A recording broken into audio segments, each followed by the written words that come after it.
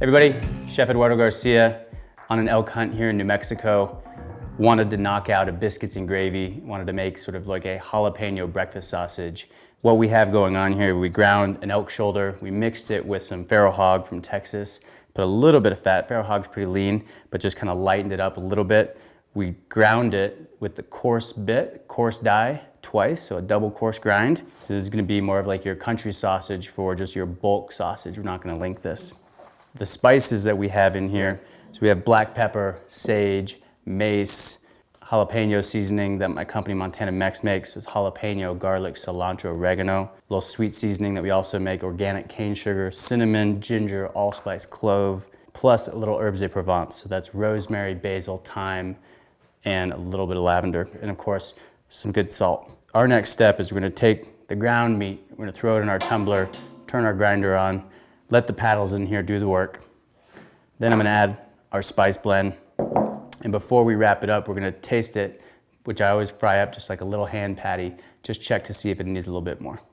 Our meat's gonna go in. Paddles on.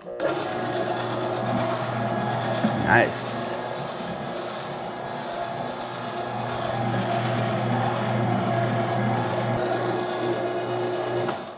Check this out. You can see the spices are nice and incorporated. So I'll just make a little hand patty just like that. Give it a quick fry up.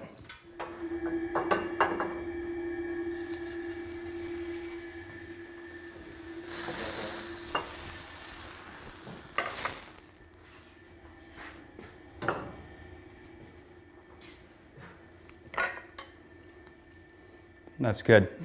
I'm gonna add a little bit more spices back to it. I think it needs about 10% more of the salt and all of the herbs and flavorings. So we're gonna give it another tumble, and I think we're good on this.